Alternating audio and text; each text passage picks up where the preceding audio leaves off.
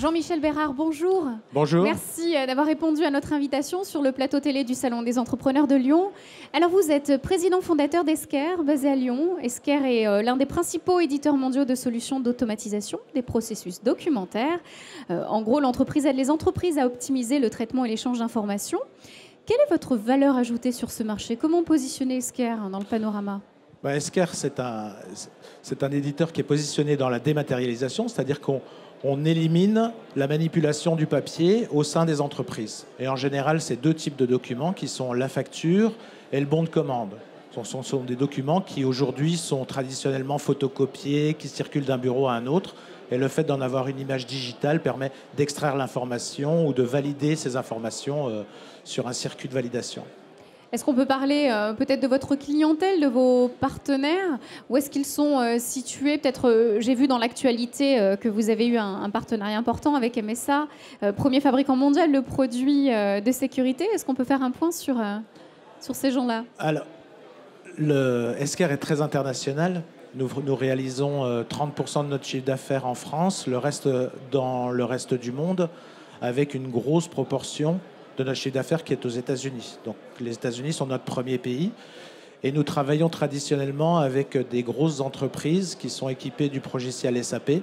Donc MSA est un exemple, et il y en a d'autres comme BASF, comme Samsung, comme Sony. Donc ce sont toutes de grosses sociétés avec qui on fait ces processus de dématérialisation. Alors cette année, le Salon des entrepreneurs de Lyon met en avant le numérique, on met en avant les entrepreneurs connectés et également l'occasion de rappeler le label Lyon French Tech, à laquelle Lyon essaye de postuler. Est-ce que vous avez un regard sur ce label? D'après vous, quels sont les atouts pour Lyon de remporter ce futur label? Lyon est extrêmement bien placé dans le numérique. Il n'y a qu'à voir le nombre de start-up et même le nombre de belles entreprises qui sont basées à Lyon parce que c'est un écosystème qui est favorable. Les coûts immobiliers sont plus réduits, donc les coûts de fonctionnement. Et puis nous sommes proches de nombreuses universités et de grandes écoles comme l'INSA, l'ENSIMAG, les universités Centrale Lyon, etc. Donc il est plus facile de recruter à Lyon qu'à Paris.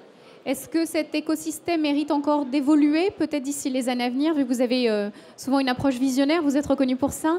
Qu'est-ce qu'il faudrait à Lyon pour peut-être avoir ce truc en plus, davantage?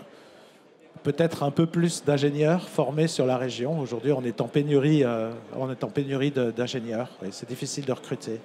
Alors, un dernier point sur votre statut de chef d'entreprise. En 2000, vous êtes élu entrepreneur de l'année par Ernst & Young. 2013, également réélu entrepreneur de l'année Rhône-Alpes. Et là, toujours en 2013, vous êtes élu ingénieur entrepreneur de l'année par l'usine Nouvelle.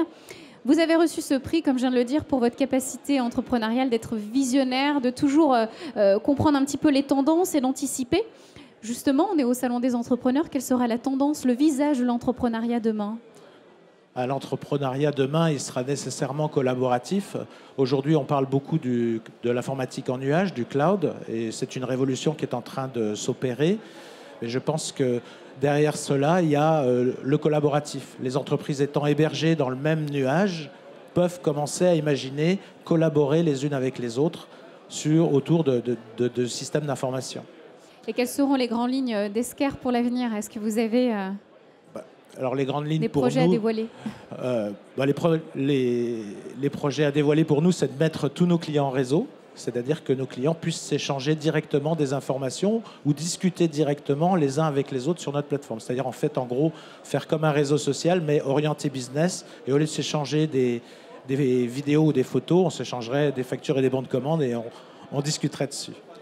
Merci beaucoup, Jean-Michel Bérard, d'être venu sur notre plateau. Et puis, bonne continuation au groupe Esker. Merci beaucoup. Merci beaucoup. Merci, au revoir.